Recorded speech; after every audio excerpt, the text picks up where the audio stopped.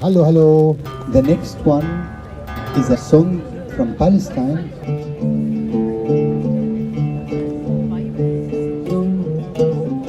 Welcome to Radio Against Repression. You're listening to 88.4.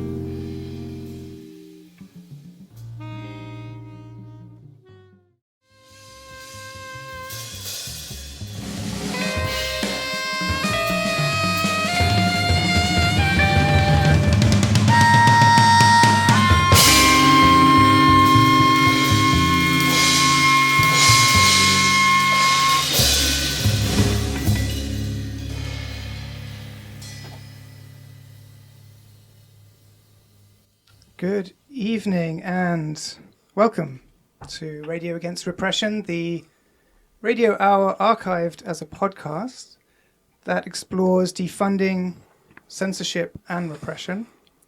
My name's Alex Head, I'm an artist, I've been living and working in Berlin since 2011. Hello, my name is Yadan Assad. I'm a playwright and poet that I've also been working in Berlin since 2016. Coming up on 10 years. And we are joined live in the studio today by Adam Broomberg. Hello, thank you for having me. Very excited to have you here.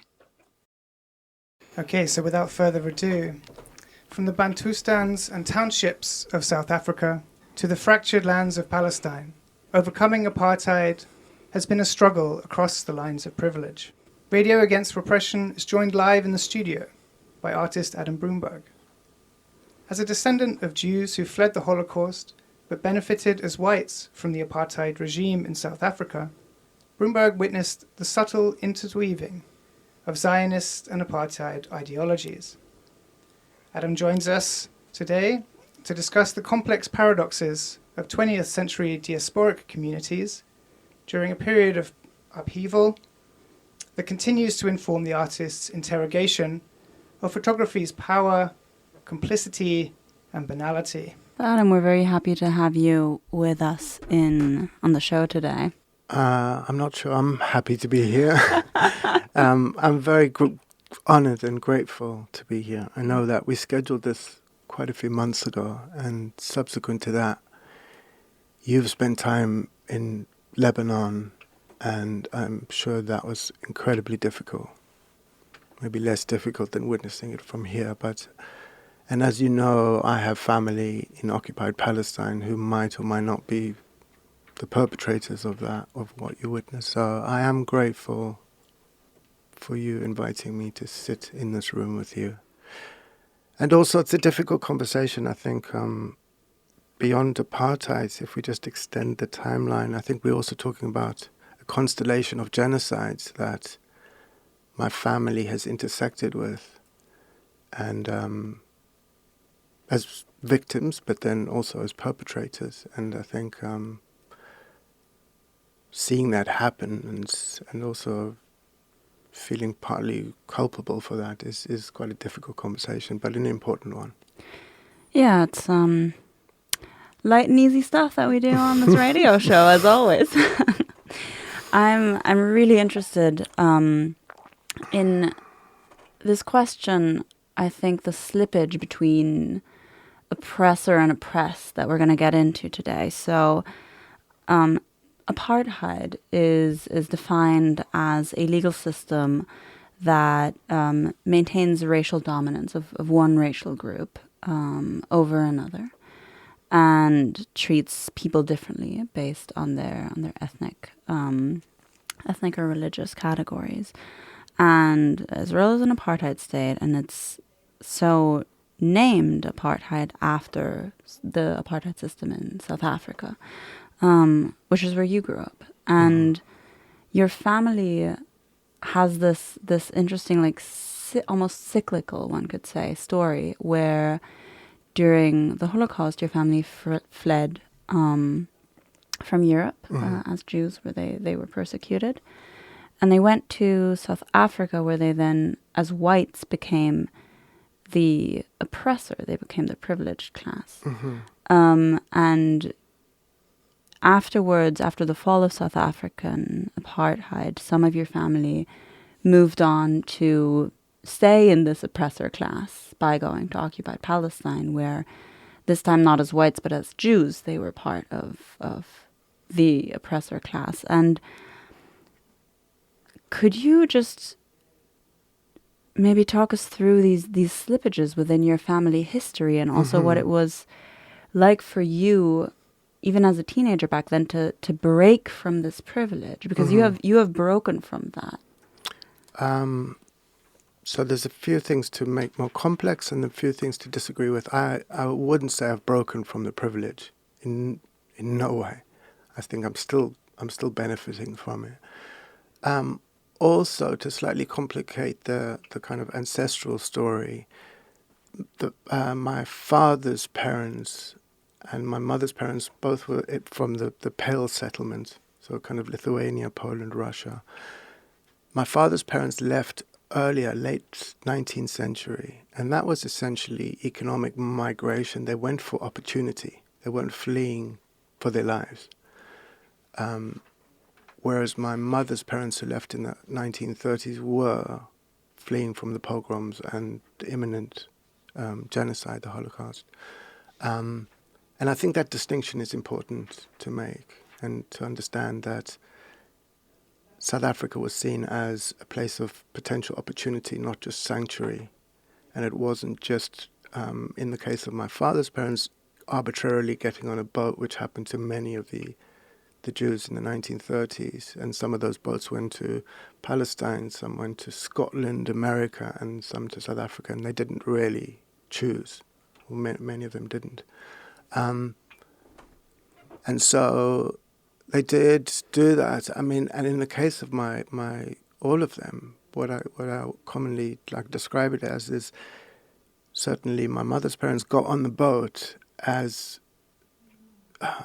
victims, right? And took this 3-week journey, and the minute their feet touched the land of in Durban, in the port in South Africa, their identity was totally transformed into those of from Jews, kind of bottom feeders, to whites with full access to all of the corrupt privilege that the apartheid system, which only officially came into being in 1948, but was already present through numerous kind of,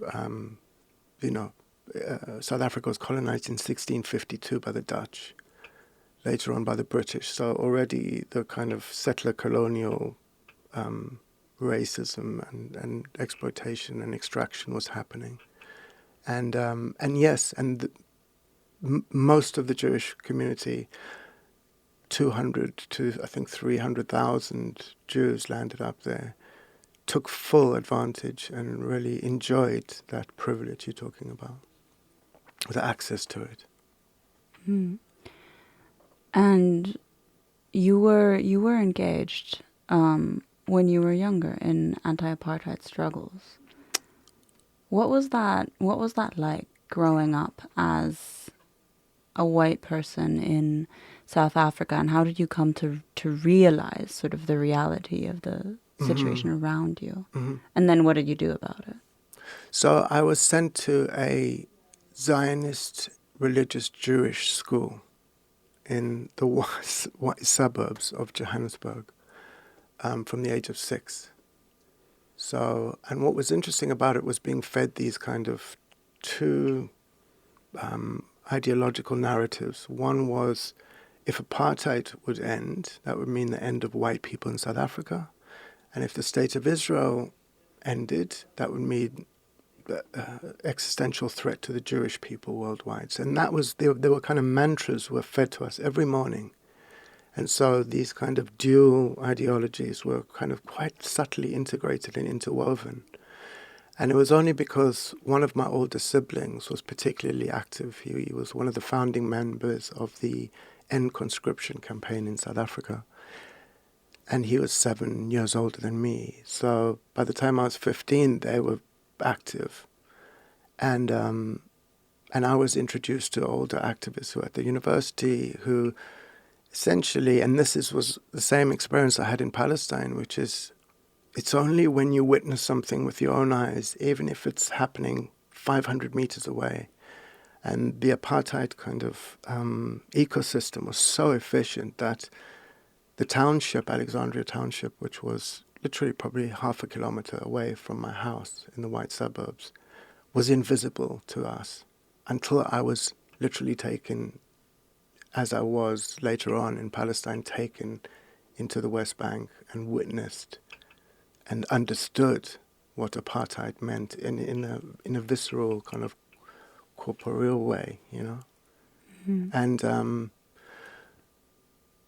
I don't want to overstate my activism. I mean, I was 18. It was 1988. It was at the height of the struggle, but the real work, the foundations of the resistance by Umkhonto Wesizwe and Mandela and the PAC and the Black consciousness movement, that had all been started in the 60s and the 50s. And so by the time we were active, which was on university, I mean, I hardly went to classes. My university consisted of like 3 years of just running battles with the riot police. And I think the one lesson we did learn is that the Black Student Society would tell the National Union of South African Students, who were the white students, what to do, and often we were told to use our bodies and stand in the front, right? And so there was the rudiments of kind of political organized activity and action, but I really don't want to overstate my role in it. But it was once that ideology had started to crumble and the cruelty of apartheid became visible, then it didn't take much of a leap to understand how Zionism and the apartheid of occupied Palestine functioned. But again, I think to just leave this as a comparison, apartheid to apartheid, is to belittle the severity of the occupation in Israel. I mean, in occupied Palestine, it is what's going on and what went on from 47 has been and is and now so blatantly, obviously, so much more violent and extreme and pathological. I think in this case, as with all historical comparisons, the point of the comparison, that what's useful for us is to think about similarities and differences. And there are a lot of similarities, and obviously apartheid now is not just the historical situation as it was in South Africa, but also a legal category, which, has its own problems. Thinking of everything as legal categories, we shouldn't. And of course it sort of transcends it in a lot of ways, and is also the reason why people, they apartheid is one part of the ongoing Nakba that we are witnessing in Palestine. Mm-hmm. Yeah, I mean, I just wanted to think about this kind of timeline where in South Africa they're sort of basing their system on the black codes in the United States, and in the United States they're basing it on the vagrancy laws in Europe. So it really is this kind of ongoing continuum of trying to organize communities around, these types of ethnic lines. Mm. I think that, you know, another fundamental difference is that in South Africa, the Land Act in 1907, which forced people off the rural lands into the cities, was engineered in order to provide labor, practically slave labor, for the mines and the cities. And people had to have their passbooks, and which meant that by default we somehow brushed apart past one another, and we occupied the same space. Whereas Israel's apartheid was so much more efficient from the beginning at the dehumanization process, and also very quickly cottoned on to how efficient building a wall that is whatever 20 feet high and how many feet wide and 700 kilometers long of concrete, to literally render an indigenous population invisible, but not only that, to allow for the worst possible incarnation of your possible enemy to be projected onto the other side of that wall. And I think that that's something, there was none of the curiosity or the friction and sometimes the kind of sensuality or desire or whatever it was that was always happening in South Africa. That just didn't happen since the first, Intifada in occupied Palestine. And so when I think of my family there, I remember sitting around meals when I would visit and listen to my nieces and nephews, and I heard language that was way more racist than I had ever heard in my childhood in South Africa. That's very intense. Sometimes I've been, told this by Zionists who are trying to belittle the efforts of the Palestine Liberation Movement. I've been told, comparing it to apartheid is like belittling the experience of Black South Africans under apartheid. So it's, in a way, very heavy to hear this from you. And obviously this is just one experience. How, you say there was curiosity within the white population towards... that's just a personal experience. Yeah. Is that, there were so many laws that were constructed to keep us apart. We had to live in separate areas. We couldn't study together. We couldn't be together. And so, I don't know, for somebody like me, that created a sense of curiosity and at times this idea of desire, because you want to transgress, and that's part of, and also to, these conversations started when I was a teen. I remember meeting somebody from Alexandria Township who told me that as a kid, he used to walk past my house in the suburbs and cross over the main, it's called Louis Botha Avenue, and cross over and go into Alexandria Township. And he, amazingly, described his first two interactions with a white person. The first was when a policeman broke down his family's shack door at 2 a.m. in the morning, which sounds familiar, right? And the second experience of a white person was Jesus on the wall in his local church. And Jesus famously right. So, and it was kind of such a revelation to kind of begin this friendship and numerous other friendships. And again, it's like, how many times have we heard this from even kind of these liberals who kind of the first time they go to Palestine, they're like, oh my God, I was treated so well and the food's so good, and like now I understand apartheid, So it is, but it's, again, we can't say it strongly enough how important it is to experience something bodily and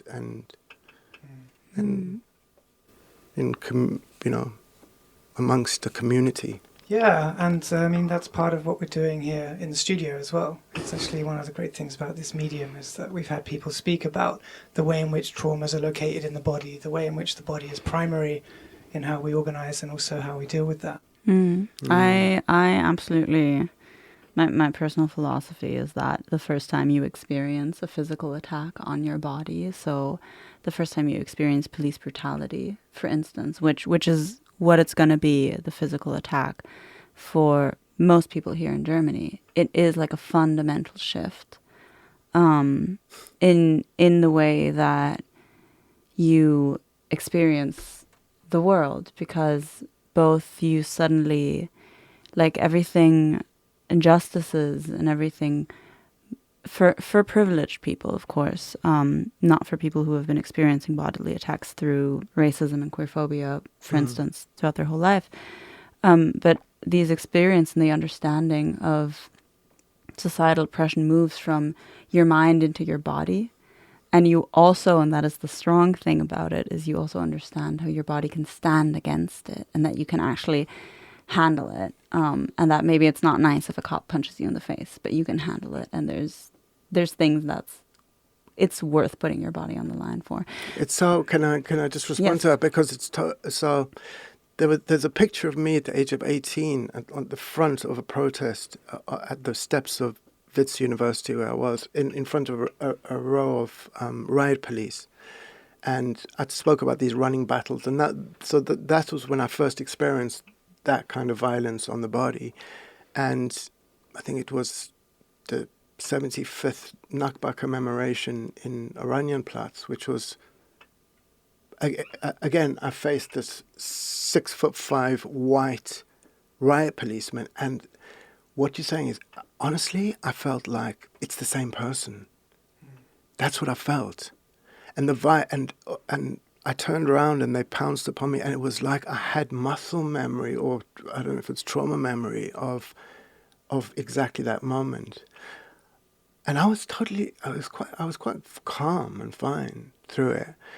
And I'll tell you, the only time it really shook me up is about 6 months later, when I had to gather all the visual footage or the evidence for the legal team that was representing me in the multiple charges, right, including grievous bodily harm that I had supposedly subjected this group of policemen to. And watching all of these, like, what added up to hours of footage of me being subjected to this violence, my body started shaking. And an activist friend from Tehran said to me, she said, it's one thing experiencing violence from policemen, it's another thing watching yourself experiencing that. And this is something that, again, this is from such a privileged position, because when we think about Palestinians in Gaza, who not only have been subjected to a genocide for nearly 3 years now, but are forced to document that genocide and publish it. So, again, it's like, it's that, but our experience, but the volume turned up to 10 compared to 0.1, which we're feeling, you know? Mm. Yeah. Thanks for sharing that. Yeah. How you already touched on the interweaving of a white supremacist system like apartheid and, in your case, religious Zionism. How do you see that continuing on, whether through, through larger political narratives and through your own family personally as well? Mm-hmm. I was in Rwanda shortly after the genocide there for work, and I met a so-called genocide expert. She was Canadian, called Riva Adler, and she was interviewing perpetrators of the genocide. And I was telling her how my parents, because when I became politically active, they punished me. They would often send me away from the table without food, or they were actively hostile and punishing me on a daily basis for this. And I still kind of couldn't work it out. And what Riva Adler said is that people who have experienced something as traumatic as a genocide, when they then encounter injustice in society, the majority, 98%, will hide under the table because they have experienced the kind of velocity and power, full power of, unleashed under a force like that. But 2% will stand up on top of the table and will shout louder than most, right? And I think it is important to say that although there were 300,000 Jews in South Africa, I've been thinking, is it Riva Adler's right? Is that why most people kept quiet about apartheid? And then I thought, on the way here, I was thinking, why is the Jewish community in America historically and now much more active and much more loud, and why is the South African Jewish community? And I think that's to do with settler colonialism and to do with the privileges that were afforded them. And what made, you spoke about my sister making what's called in Hebrew aliyah, which is to go up. This is what they call moving to occupied Palestine. What made it so seamless is not only the kind of ideology we were fed all the time, but that it was quite familiar to live in a whites-only suburban area with a population that was othered outside of that. Felt familiar to her, and it felt familiar to me when I went at the age of 14. I was sent on a thing called Opan, which is essentially birthright on steroids for 3 months. Jesus. I mean, Never heard of this. I mean, That's a lot. That's a lot. Yeah. So you were in occupied Palestine for 3 months. For 3 months, literally being taken around, and they almost used the Bible as a guidebook. So that's how we kind of navigated. This is where this happened. We were taken up Mount Masada and talked to, this is where the Jews resisted to death. And they talk about the Masada complex, which is, they describe Israeli kind of mentality as having this Masada complex, that you are under a state of siege and we will rather perish. That's the kind of children's version of it. As opposed to, you're not under siege. You are the aggressor. You're seeking Lebensraum. But yeah, so I don't know. I mean, and I've got to count myself lucky that I was able to undo this. What feels to many people, I'm sure, it's genetically coded.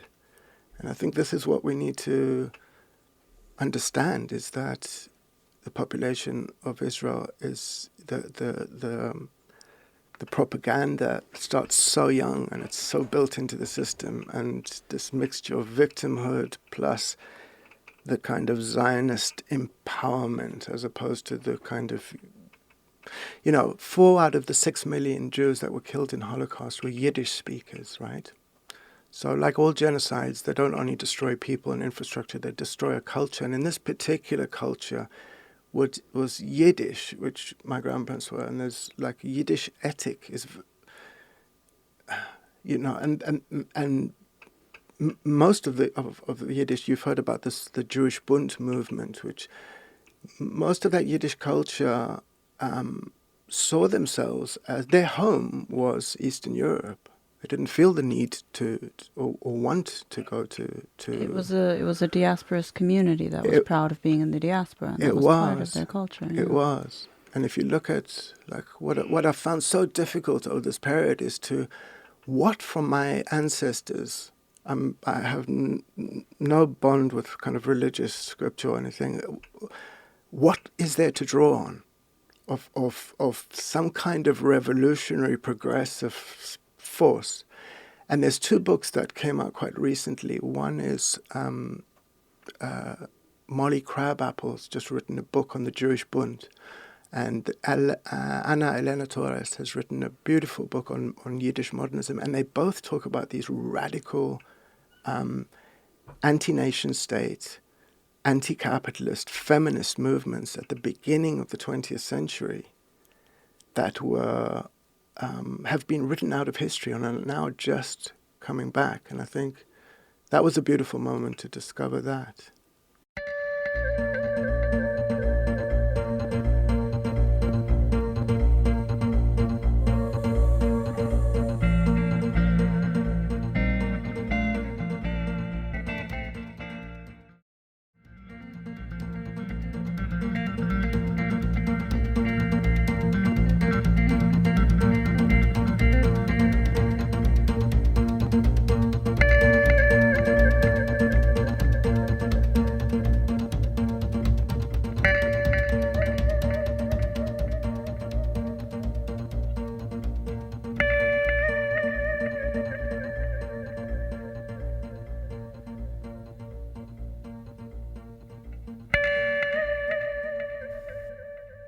This is Radio Against Repression, the radio show archived as a podcast that discusses defunding, censorship, and repression. We are a completely independent media platform, and if you want to support our work, you can do that at patreon.com/Radio Against Repression. We're very grateful for every support. Being independent allows us to invite and do and say whoever we want.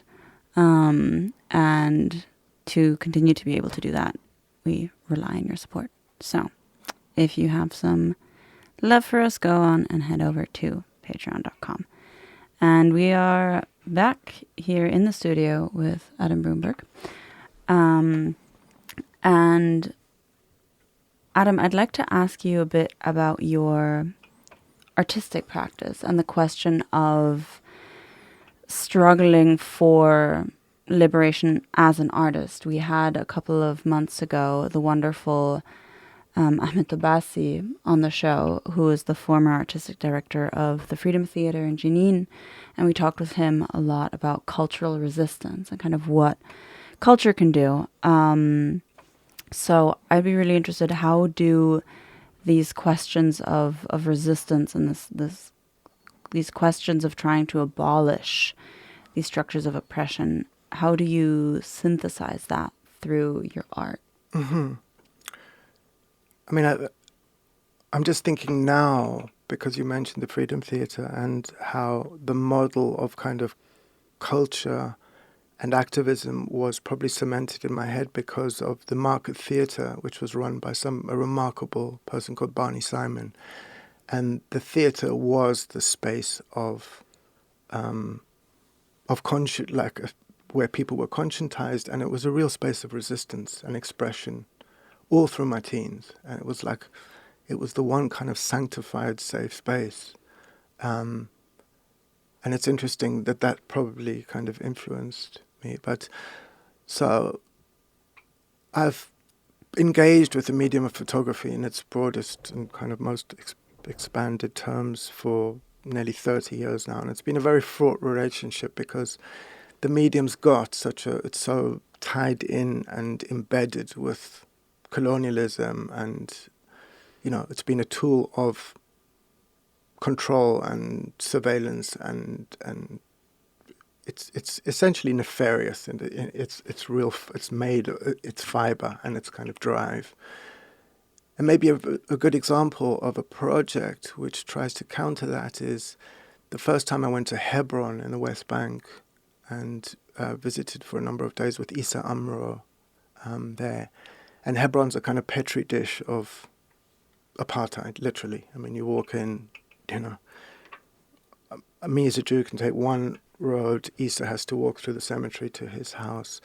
He's subject to military law, me to civil law as a Jewish person. It takes all of 4 seconds and you feel it in your body and you understand it. While I was sitting with him, one of the very ancient olive trees that surrounds his land we saw on fire. And the other thing happened the same day is I noticed, and he described, how there is a surveillance camera every 100 feet, 30 meters, which means that from the moment Issa gets up in the morning till he goes to sleep, he is constantly surveyed. And if you think of the kind of what is the kind of drive behind the gaze of a surveillance camera? It's about a certain control. It's about humiliation. It's about breaking apart a community. And in an attempt to kind of invert that, what the Situationist International would call détournement, where you take a technology or something designed for one purpose and repurpose it, we designed these surveillance cameras that we planted in olive groves around the West Bank that live streamed to various cultural institutions throughout Europe. The olive groves, in an attempt to bring to the attention that, almost 1 million of these trees, many of whom, as I said, are over 1,000 years old, have been destroyed by illegal settlers, by authorities, right? And so that was a recent project, was to do that, and then also returned with a very large format camera to make these kind of monumental images that were then shown in the last Biennale. But the real duty of those images was not only to bring attention and to be in the Biennale, but we also used the sale of them to allow for 25 Palestinian artists to be part of the show. And this was in April 24, so it was a very different atmosphere. Palestine was barely mentionable, and you can see it's a very different atmosphere in the Biennale now, if still very problematic. But I guess this project felt like the first time I understood. I brought some of these prints home to show my son, who was about 10 at the time, and he went through a lot of the pictures. He took his time, about 20 minutes, and he looked and he said, "They're beautiful, Papa." And I said, "Thank you." And he said, "No, I mean the trees." And it really made sense. Photography made sense for me for the first time, because that's the function of a picture. It's not about me. And also to be very careful of the potential of extraction value, which is two white men going to Palestine, taking pictures of trees, taking them to the Venice Biennale and charging 30,000 euros for a picture. That is how photography and how art has functioned for forever. So to try and counter that is really important as well. Yeah, I mean, with somewhat different intentions, one might say. Yeah, at least. yeah. And I understand you're sort of boycotting the Biennale. You're not there. Presumably the opening is like this week. It's happening now, yeah. I mean, That's what I thought. boycott's too big a word. I'm definitely in communication with people who are organizing the boycott, but I'm just not there for personal reasons. Mm-hmm. But have been very involved and in the boycott, and also very. I would also include kind of my being vocal about BDS, and as part of my practice. It's not. I somehow can't distinguish between the two. It's like each time we did a book of these trees, and each time we did a book launch anywhere, it was an opportunity to bring Issa's voice into the room. It was also to talk about apartheid, the occupation, and BDS. And I think we know what it's an unspeakable 3 letters in this country, right? Yeah. Oh boy, the terrorist BDS. Mm-hmm.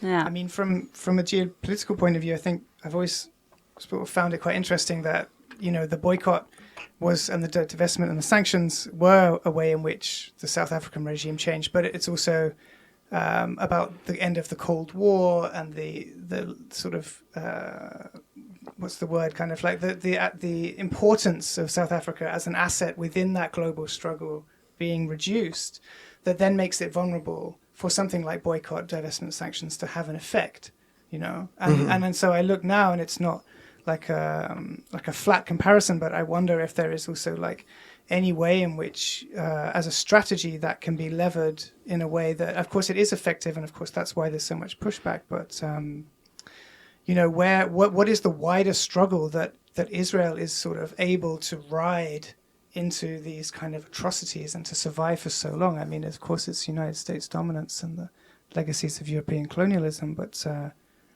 it seems harder to see those changing, given the current, geopolitical situation is very complex. But I think to not get despondent, I think we need to keep chipping away, and it's like our work is constant, and 1994 did not see the end of apartheid in South Africa.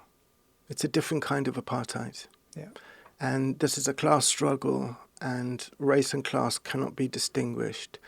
And I think this is the problem I have sometimes with the word apartheid, because it seemed to be in parentheses, started in 48, ended in 94. No. I mean, if you go, ask any South African, the problematics and the privilege and the corruption still exists. And these are important questions to ask. What is a post-occupation? What is a free Palestine? What does it look like? And there's difficult questions to be asked about that, because it feels really inappropriate and too nuanced and shut me up if you want. But one of the questions I have is what's going to happen to the 9 million Israelis? What's going to happen there? Because they're not going. It's 5 million. Is it? Oh. Because it's 7 million people who have Israeli citizenship, and of those 2 million are Palestinian. Okay, well that halves our load, thank fuck. But it doesn't solve the problem. Doesn't solve the problem, and it's an important problem to consider because yes, maybe the answer is the right of return, and then we don't have a majority ethno-state. But if we look at, for instance, Rwanda, the millions of perpetrators who moved into the Congo right after that genocide catalyzed a war that about 5 or 6 million people died in the subsequent war. So it's not just about. I'm not advocating for let's empathize and have empathy for everybody, and the perpetrator is the victim too. And that's not what I'm saying. I'm saying we need to think cleverly. I mean, on a practical level, what we can also see with these cyclical historical events that take place, that we see all over the place, and also in your personal family story, is that violence begets violence. And how do we end that cycle? Because I agree with you, if sort of the Israeli state falls tomorrow, aside from the fact that all the Germans are going to go crazy, I think a lot of Jewish Israelis will leave occupied Palestine, but that doesn't necessarily mean that they'll leave the mentality behind that grants one racial group dominance over others, or one religious group, or however you want to do it. So I think on a very basic level, we have to consider how we can really stop this cycle that places one type of person over another, no matter which person, no matter where. And I think a lot of the struggle that we're also seeing right now is the question of capitalism. Exactly. That we're in a falling apart of the U.S. empire and a late stage capitalism that is eating itself. It's mutating, as it will, right? And I wonder if there's some relationship a little bit. I was looking into the history of corporate personhood and the way that this was kind of brought about through actually the misreporting of a case in the late 19th century. So it does matter how we report stuff, actually, because that was then taken as the verdict in this case, which was got nothing to do with corporate personhood at all. And it allowed, of course, through other interpretations to become legally, capable of what it's capable to do. It's incorporated. It has this bodily right, but no individual culpability. And I wonder if that's almost a little bit a part of saying, the right to exist, you have this argument for Israel. We have the right to exist because these bodies are valuable, but anything that the state does, which doesn't have these rights, it doesn't exist, the right to exist for a state, but it does then somehow have the right to treat other bodies as though they don't count. Mm-hmm. But to your point, yeah, I think a student of mine who I was speaking to this morning just sent me these notes about a book that she was reading by this quote is, Nicholas Abrams refers to the work as shared or complementary phantoms, noting that the damages and cultural deformations of violent histories of colonialism, imperialism, war, genocide, and slavery manifest themselves on both sides of the divide, and only if both sides work through the legacies of these histories can the vicious cycle of repetition be disrupted. And I think that is important because we can see, it's been revealed to me how memory culture was just performative. And in fact, the Holocaust, this place was never denazified, and the Holocaust didn't end. It's continuing. Yeah, I mean that. We see in Germany of how, I don't know if I would agree with that statement of the Holocaust never ended, but it's also a question of when do you quantify the end of a genocide? Also a good question, or even the beginning, or the beginning, yeah. And I mean, maybe I phrased that wrong. Yeah. No, go. I phrased that wrong because what I was talking about is Germany's genocidal pursuit didn't end. Right. It's changed shape, but it's the same drive. Yeah. And talking about that constellation of genocides, only recently have they kind of come out about Southwest Africa and wiping out the Nama and Herero and then the Holocaust and then Gaza, all one and the same thing. And those plans were laid in the late 19th, early 20th century. And the Nazis took a lot of inspiration from the genocide against the Herero and Nama and also the Boers from South Africa, right? Originally, so it's all tied together. But there's only 10 minutes left and there's so many things. I just throw one more thing in because I think it's salient. We're speaking during the opening of the Venice Biennale, and of course, this podcast itself comes out of, the process of censorship, defunding, and repression in Germany. Especially in the arts scene. Especially in the arts. We're all artists. Right? And that's the weep and wharf of what we've been doing. And so there's this lingering question, I think, that I hear a lot, which is kind of like, what direction are artists kind of putting their energy into now? We've been cancelled, we've been censored, we've kind of been beaten up, some of us as well. And I think, of course, for me, it's about finding your politics and committing, but I just wondered if you had some positions about where we should be putting our energy now. Absolutely. And I think what I didn't realize is, so the first time, it was about a week after I buried my mother, and I returned to the country where I was in every newspaper being called a hateful anti-Semite who advocates for terrorism against Jews, right?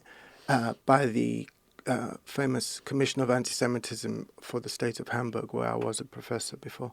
That was my first experience of being gaslit as a white cis man, right? I mean, talk about privilege. But then, and then the arrests, and then, more defamation. What I realized is that their work was working on me, because it took, for 3 years, I was in fight or flight mode, and I was defending myself, and all my energy was going into that. And it's only recently I realized is that our work, our artwork works. That's why they're coming for us. And so we need to spare our energy and not kind of be enamored in one way or another by these like idiot bureaucrats, right? I recently was in Lebanon during the ongoing war, as I also reported. Our last edition was from when I was in Lebanon, and when I arrived there, I felt quite useless in the beginning. I was working with a civil defense team, and they're all trained paramedics and ambulance drivers and everything. And I was just there, and I was like, well, what can I do? And so I was just going around and kind of learning about their work. And one of the paramedics was like explaining all of the work that the civil defense organization does, and that the larger the Secours Populaire Libanais, they're called. I know the German and I know the Arabic version. I do not know the English one of it. What they were doing and everything, and he finishes explaining it, and they run like over 40 hospitals in all of Lebanon, and they do a lot of work. And he turns to me and he's like, your job is to tell our story. Your job is to tell the story and to make it understandable to people. And I think that is our job as artists. And it's really our job as artists to raise the ceiling of what is permissible to be said, and to really push back and to really resist. And I would love to see an art scene where people resist more against institutions that would rather depoliticize than address actual problems, and against the state that is really, really trying to like wash politics out of art, in which case it is then like just decoration. And I think to use our lateral, very odd approach to life and to storytelling is really, that's our primary weapon. What would you... The struggle against South Africa, of course, it didn't end in 1994, but the largest part of the struggle was before then, and that's before a lot of the people who are in the Palestine Solidarity movement were born. What would you advise these people, like lessons from the anti-apartheid struggle in South Africa for the Palestine liberation struggle now? I think we can't underestimate the power of boycott, and I think to build that logic into work is really important. I think, and the function of culture. I mean, the anti-apartheid, even music scene. You know, we used to go to jazz every Friday, and that's where we saw Hugh Masekela, and the language and the songs and the power and that's where I don't know, culture is such a kind of driving force and an optimistic one. And so, I don't know if that sounds hopeful. I mean, a space. I think what you're describing a lot of the time is that there are spaces where these things can happen, you know, and we're in a gutted Berlin, in my experience. We need spaces, and we need to defend the spaces, and we need to defend the hope. We are, but I've got to tell you, over these last 3 years, this is where I've found also community. And we've written together, you know, that's been a beautiful experience. And there's numerous experiences like that where we have come together and we are creative and we're funny and we can make work. We don't necessarily need giant theatres or big museum buildings anymore. Wonderful. Adam, thank you so much. Thank you for being on the show. I looked up for our listeners the 2 books that Adam recommended. Those are Horizon Blossoms, Borders Vanish, Anarchism and Yiddish Literature by Ana Elena Torres. And the second one is called Here Where We Live in Our Country, The Story of the Jewish Bund. And that is by Molly Crabapple. And the songs that you heard today were in that order from Soweto Kinch, The Flamethrower, Conversations with the Unseen. And the second one is The Doretti Column, Otis Vini Riley. And in a second we will end with Christian Scott Atunde Adjua, No Love Diaspora. And announcements. Announcements, yeah. Stay on the air, by the way, because keep your device tuned. Next up, live in the studio is going to be Sneak Peek, which is a very subjective movie show. But we've got books, we've got tours. We've got 2 minutes. Please. Books. The anthology that I am co-editing with Johanna Rothe called Widerstand ist Liebe is available for pre-order. I am very happy. This has been a 1.5 years coming. It is 16 stories from the Palestine Solidarity Movement. It is in German. And you can find all the info on Instagram or on our website, which is widerstand-ist-liebe.de. Awesome. My book, How to Survive Secular Mysticism, has finally arrived. You can find that on plural-studio/books. More, hopefully, around that to come later down the line. Yeah. And tours. Tours. We're doing a ping pong. I'm giving my colonial narratives tour in the African Quarter in Wedding, Friday, May 8th at 5 p.m. in English, and Saturday, May 9th at 12 noon in German. You can find all that information at cqs.berlin. Yes, and the tour, Energy, Flows, Power and Politics. I remember last time I did this, I was rushing it as well. It's going to be on Sunday, this Sunday. You can find that for a sign-up, plural-studionet/tour. We'll be back in 1 month. With a very interesting conversation with Alice and Ante about the experience of blackness within the Palestine solidarity struggle here in Germany. We're very excited for it. Have a good Nakba day, everyone. Burn some stuff down and free Palestine. Bye-bye.